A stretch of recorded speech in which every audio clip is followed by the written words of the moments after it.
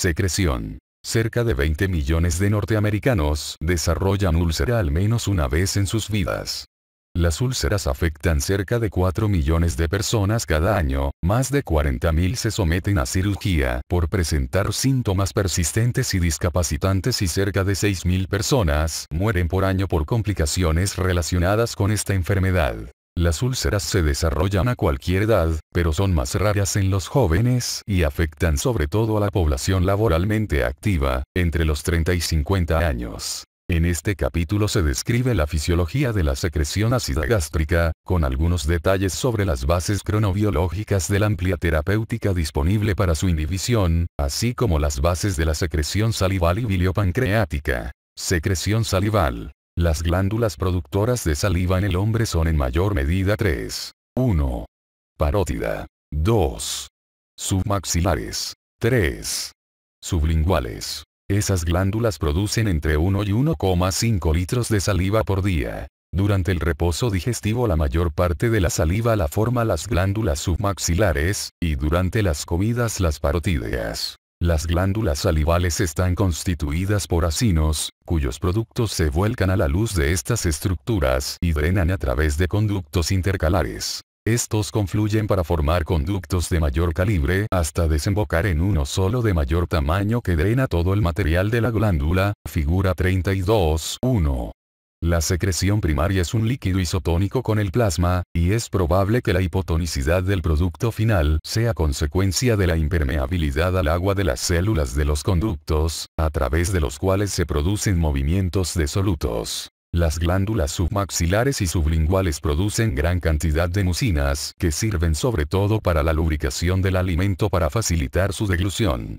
La saliva contiene varias enzimas, entre ellas la amilasa salival, similar a la pancreática, que se encarga de reducir el almidón a moléculas de oligosacáridos. Si bien la amilasa actúa preferentemente a un pH de 7, la mayor parte del tiempo interactúa con un microambiente caracterizado por pH variables entre 4,5 y 11.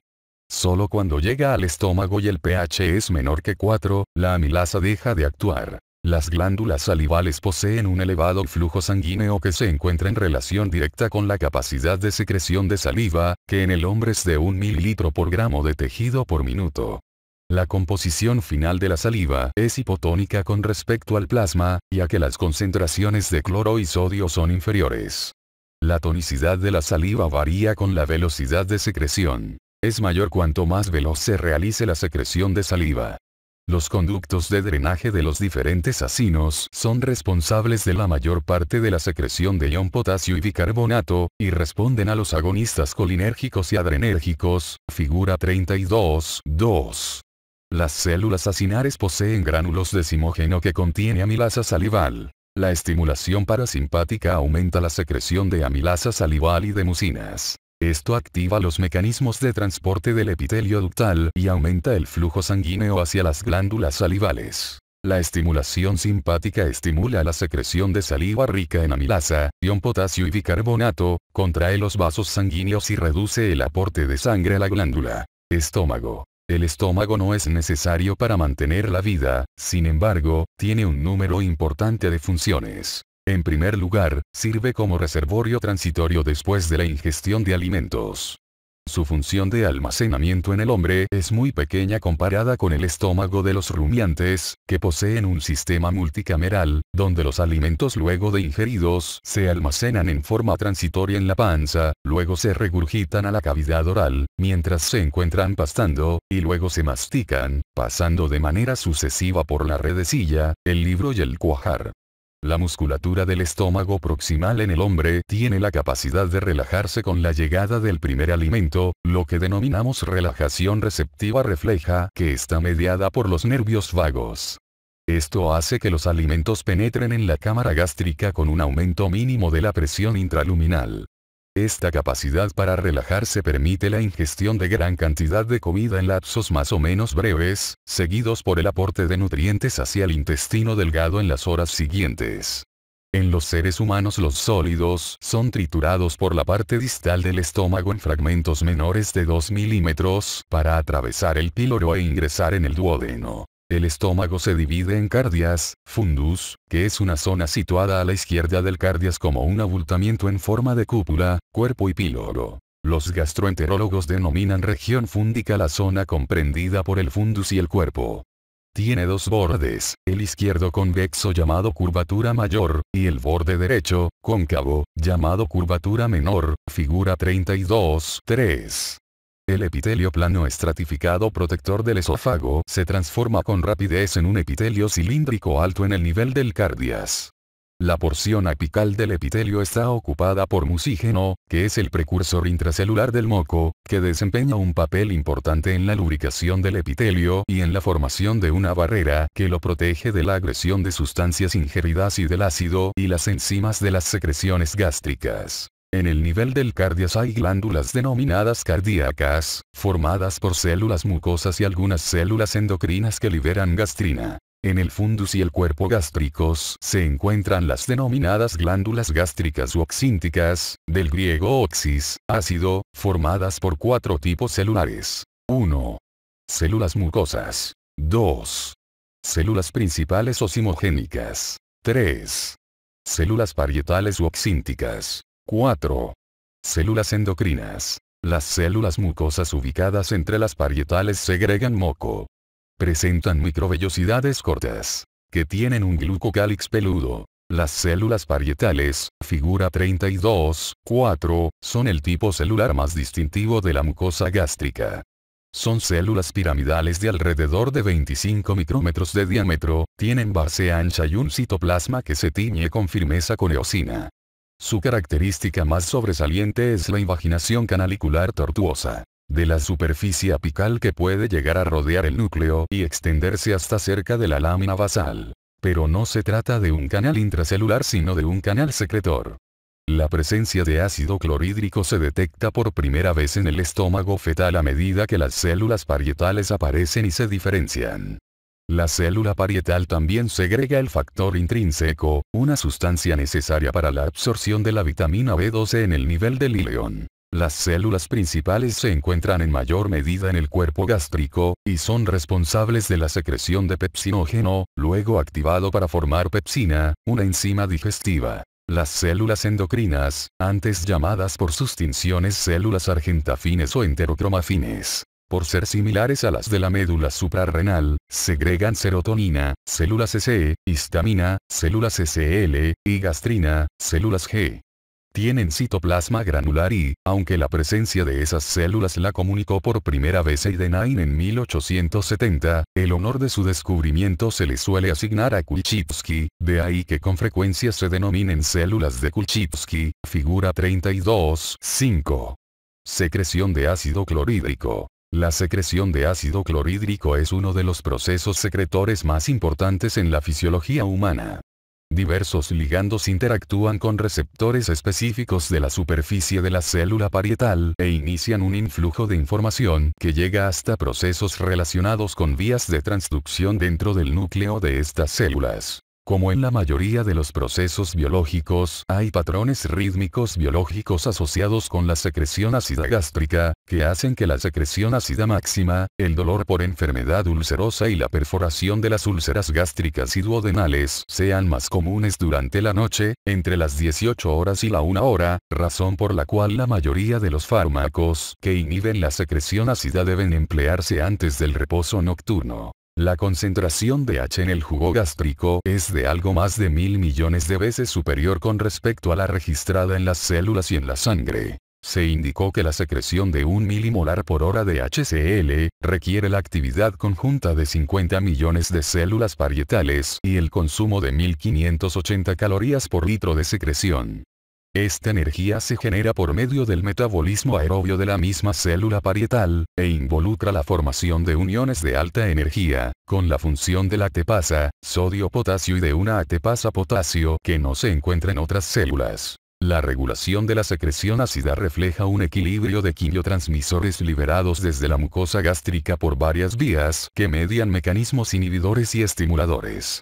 A la vez hay determinados mecanismos que contribuyen con la defensa de la mucosa gástrica contra la lesión de la actividad del jugo ácido y de reparación cuando se produce esa lesión. La estimulación fisiológica de la secreción ácida se divide en tres fases. 1. Fase cefálica, activada por olfato, gusto, pensamiento de la comida. Es mediada por mecanismos colinérgicos vagales. Se pudo determinar en individuos sanos que esta fase cefálica produce un pico ácido que corresponde a un 50% de la capacidad secretora gástrica máxima. El pico plasmático de gastrina es pequeño con una respuesta menor que el 50% de la obtenida mediante la ingestión de una comida proteica. La acidificación del contenido gástrico a un pH 1,5, con bloqueo de la secreción de gastrina, reduce en alrededor de un 50% la respuesta a la comida ficticia. 2. Fase gástrica, debido a efectos químicos del alimento y a la distensión del estómago. La gastrina parece ser el mediador principal. Las únicas sustancias químicas presentes en la alimentación, capacitadas para estimular la secreción ácida, son los aminoácidos y los péptidos. Los aminoácidos mejor considerados son triptófano, fenilalanina, cisteína, leucina y aspartato. El mecanismo principal por el que actúan estos aminoácidos sería por estimulación química de la liberación de gastrina, que actúa sobre receptores de las microvellosidades de las células G del antro y sobre las fuentes de gastrina bulboduodenales. Ciertos aminoácidos estimulan la secreción ácida sin elevar la gastrinemia. Esto indica que otros mecanismos serían corresponsables. 3. Fase intestinal, responsable de una pequeña proporción de la carga ácida en respuesta al alimento. La infusión de peptona en el duodeno del ser humano origina un aumento de la secreción ácida correspondiente a un 30% de la secreción máxima esperada, que se acompaña de un pequeño incremento de la gastrina plasmática. La gastrina, G34, y el péptido liberador de gastrina serían los responsables de esta participación intestinal en la secreción ácida gástrica estimulada por los alimentos. En estado de reposo, las células parietales se encuentran llenas de vesículas secretoras que coalescen con la estimulación para formar canales que drenan por último la luz apical. Tanto el hidrogeno como el ion cloruro se transportan en forma activa al interior del estómago por bombas separadas de ion cloruro e ion hidrógeno acopladas. El ion hidrógeno es producto de la disociación del agua. El ácido carbónico se forma por la hidratación del CO2, una reacción facilitada por la gran cantidad de anhidrasa carbónica presente en estas células. El ácido carbónico se disocia y el bicarbonato resultante se excreta hacia la sangre. Así, por cada ion hidrógeno segregado, una molécula de CO2, derivada del metabolismo o de la sangre se convierte en bicarbonato. La alcalosis metabólica producida por esta reacción se conoce como marea alcalina. El proceso de salida del ion cloruro desde el ápice de la célula, por mecanismo electrogénico, se acompaña de un movimiento paracelular de ion sodio, figura 32.6. La membrana secretora contiene la bomba de hidrógeno potasio ATPasa, siempre activa, pero que necesita el transporte de ion potasio de la superficie luminal para intercambiar con el ion hidrógeno. Con el estímulo necesario esta bomba de cotransporte de ion potasio por ion cloro se torna activa y se produce el intercambio hidrógeno-potasio. La finalización de la secreción ácida por parte de las células parietales se relaciona con la reinternalización de la bomba hidrógeno-potasio ATPasa. Este proceso se encuentra mediado por la porción citoplasmática de la subunidad beta de la bomba. La mutación de este sitio produce la expresión y la secreción activa indefinida de ácido, ya que mantiene la expresión de la bomba en la superficie celular, figura 32.7. Se observó que la estimulación de la secreción ácida provoca una relajación de filamentos de actina, lo que determina el desarrollo de las microvellosidades en los canalículos expandidos descritos antes. Allí hay un proceso de intercambio de hidrógeno por potasio, dependiente de ATPasa, y la activación de esta enzima requiere ATP y ion potasio en la superficie luminal. La gastrina es el regulador endocrino principal de la mayoría de las respuestas secretoras. Se libera desde las células G localizadas en el antro. La gastrina incrementa la secreción ácida desde las células parietales en las personas normales por dos mecanismos. La acción trófica sobre las células parietales. Las células similares a enterocromafina que liberan histamina. Estimula a las células parietales por medio de la vía de liberación de la histamina. Este proceso es controlado por una segunda hormona, la somatostatina, que es un inhibidor potente de la síntesis y la liberación de gastrina, así como de la secreción ácida gástrica. La gastrina es el mejor regulador trófico identificado sobre la masa de células parietales del estómago.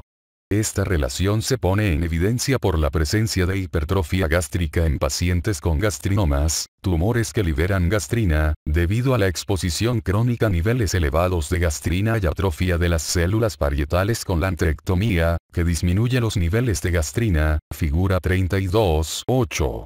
La acetilcolina, un neurotransmisor vagal, tiene acción múltiple reconocida sobre la secreción ácida, y provoca estimulación directa sobre la célula parietal para activar la secreción de ácido clorhídrico. Asimismo sensibiliza esta célula para la acción de la gastrina, no obstante pequeñas dosis de atropina elevan los valores de gastrina inducida por la comida, por la hipoglucemia insulínica y que la gastrinemia basal se eleva luego de cualquier tipo de vagotomía. Esto apoya el concepto de que el vago, además de poseer fibras estimuladoras de la secreción de gastrina, es portador de fibras inhibidoras de la secreción ácida. Inhibición de la secreción ácida. Los mecanismos que inician la inhibición de la secreción ácida son la presencia del propio ácido clorhídrico en estómago y duodeno, la presencia de grasas y soluciones hipertónicas de glucosa en el duodeno y la hiperglucemia. El baño ácido presente en la mucosa del antro inhibe la liberación de gastrina. La disminución del pH gástrico de 5,5 a 2,5 suprime la liberación de gastrina en respuesta a una comida proteica y la producción ácida disminuye en gran medida. La somatostatina, una hormona cuya liberación se ve facilitada por la secreción ácida, bloquea en el nivel local la secreción de gastrina por las células G y la secreción ácida por las células oxínticas del fundus. La presencia de grasas en el duodeno y su acidificación provocan liberación de secretina y GIP que estimula la secreción de somatostatina, que termina por completar el ciclo inhibitorio tipo enterogastrona. Pepsina. Las células principales se encargan de la síntesis y la liberación de pepsinógenos, una serie de enzimas proteolíticas que circulan en estado inactivo. Hay dos tipos de pepsinógenos y, llamados 1 y 2. El pepsinógeno tipo 1 tiene un pm de 42.500 y se activa con un pH menor que 3,5, lo que origina la pepsina, de 35.000 ddpm, una endopeptidasa que posee un pH óptimo para sus acciones de 2. Provoca la ruptura de las uniones peptídicas y origina peptonas y algunos polipéptidos y aminoácidos como la tirosina, que pueden utilizarse para cuantificar la actividad de la pepsina gástrica. Las pepsinas tienen la capacidad de digerir hasta el 20% del contenido proteico de una comida normal. Factor intrínseco. Se trata de una glucoproteína secretada por las células parietales necesaria para la absorción normal de la vitamina B12 en el nivel del ileón terminal. Todos los estímulos y las inhibiciones que actúan sobre la secreción de ácido clorhídrico, también lo hacen sobre la secreción de factor intrínseco, Phi. Con la sola diferencia que es que la respuesta a los diferentes estímulos del factor intrínseco es de más corta duración. La vitamina B12 se ingiere junto con un complejo proteico de la comida. La vitamina B12 se libera desde la dieta en el estómago ácido por la acción de la pepsina. Hay dos proteínas capaces de ligar la vitamina B12, el factor intrínseco y la proteína R. La segunda tiene la capacidad de unir la vitamina B12 con más eficiencia que el factor intrínseco en el pH ácido del estómago. Así la mayoría de la B12 al inicio se encuentra unida a la proteína R. En el intestino delgado superior el complejo R/B12 es clivado por la tripsina pancreática, y así la B12 libre se une al factor intrínseco. Este complejo Phi/B12 es resistente a la proteólisis pancreática y se une a un receptor de superficie de la mucosa ileal. La vitamina B12 es transportada a la sangre venosa portal del hígado y otros tejidos por una proteína transportadora de B12, llamada transcobalamina 2. Úlcera gástrica y duodenal. Durante la digestión normal, la comida se moviliza desde la boca hacia el estómago, donde se pone en contacto con la secreción ácida y con una enzima llamada pepsina, para la degradación del alimento. Luego el bolo pasa al intestino delgado donde continúa el proceso de digestión y absorción. Una úlcera es la ruptura de la mucosa, que sobrepasa la muscular de la mucosa. La úlcera gastroduodenal es una enfermedad crónica y recidivante con episodios agudos que pueden poner en peligro la vida de un paciente. Las úlceras pueden hallarse en el duodeno o en el estómago, y en conjunto se denominan enfermedad ulceropéptica. Las úlceras esofágicas son más raras. Se presentan con más frecuencia entre los 30 y los 50 años en el caso de las producidas en el estómago, mientras que las úlceras duodenales son más frecuentes en mujeres y personas mayores de 60 años. Las complicaciones más temidas de las úlceras son hemorragia, perforación y obstrucción, así como factores cancerígenos asociados a uno de sus agentes etiológicos, Helicobacter pylori. La frase "no hay úlcera sin ácido" permanece vigente, si bien la patogenia de esta enfermedad depende de la relación entre factores agresivos y defensivos de la mucosa. Intervienen numerosos factores, genéticos, ambientales, infecciosos y distintos procesos que condicionan una hipersecreción ácida. Durante más de un siglo la mayoría de los médicos creía que el estrés y la dieta eran los causales más importantes para el desarrollo de la úlcera. En el presente y sin dejar de lado estos dos factores, conocemos más de la patogenia de esta enfermedad. El desequilibrio entre los diferentes líquidos como el ácido clorhídrico y la pepsina, así como la capacidad del estómago para defenderse de la agresión ácida, terminan por provocar la formación de la úlcera. En la actualidad sabemos que una bacteria, Helicobacter pylori, desempeña un papel en el desarrollo de la úlcera y se considera una causa primaria. Cigarrillo, alcohol, antiinflamatorios no esteroides usados con frecuencia, aspirina, ibuprofeno, etc., estrés, cafeína, ciertas comidas, estimulan la secreción ácida y agravan los síntomas, pero se sabe que la carga de ácido secretada luego de la ingestión de café descafeinado es igual que para el café regular, así que la estimulación ácida no puede atribuirse solo a algunas comidas como factores aislados. En cuanto al estrés, nos referimos no solo a condiciones agobiantes de trabajo, sino a alteraciones psicopersonales, pacientes con enfermedad grave, quemados, personas sometidas a grandes cirugías, etc., que necesitan protección gástrica farmacológica para evitar la complicación de la úlcera preformada. En la génesis de la úlcera duodenal predominan los factores agresivos sobre la mucosa duodenal, carga ácida y pepsina, frente a los defensivos, moco, bicarbonato, prostaglandinas y flujo sanguíneo mucoso. Los pacientes que tienen una úlcera duodenal presentan una masa de células parietales del doble respecto de los individuos sanos, tienen una tasa de secreción de ácido basal mayor y alteración de los mecanismos que en condiciones normales llevan a la inhibición de la secreción ácida. La úlcera gástrica se relaciona con disminución de los mecanismos de defensa de la mucosa ante el consumo de sal y alcohol, los antiinflamatorios y las alteraciones de la motilidad. Asimismo se asocia con predisposición anatómica, menor flujo sanguíneo de la curvatura ante episodios traumáticos mínimos. Helicobacter pylori. En 1982 dos australianos llamados Marshall y Warren descubrieron una bacteria espiralada en el estómago, con ulterioridad llamada Helicobacter pylori. H. pylori es una bacteria gram negativa que se encuentra en el estómago y actúa como iniciadora y perpetuante del daño inflamatorio de las mucosas. Produce la enzima ureasa, que genera sustancias que neutralizan el ácido gástrico, lo que permite la supervivencia de la bacteria. Puede penetrar la mucosa y hacerla más susceptible al daño por diferentes sustancias, como ácido y pepsina. Por razones no del todo comprendidas, H. pylori puede estimular a la producción de más ácido en el estómago. En algunas personas la inflamación es consecuencia de una producción de células similares a las gástricas, lo que origina la llamada metaplasia gastroduodenal. El uso de antibióticos para la eliminación de H. pylori disminuyó la recurrencia de la úlcera en cerca del 90% de los casos. En el tratamiento de la úlcera gastroduodenal se utilizan diferentes fármacos que bloquean los receptores fisiológicos de las células parietales, como receptores H2 bloqueados por ranitidina, inhibición de la bomba de protones, ATPasa hidrógeno potasio, por fármacos como omeprazol, pantoprazol, etc. Otros fármacos como sucralfato, se depositan sobre el nicho ulceroso y favorecen la secreción de moco y bicarbonato, así como la epitelización.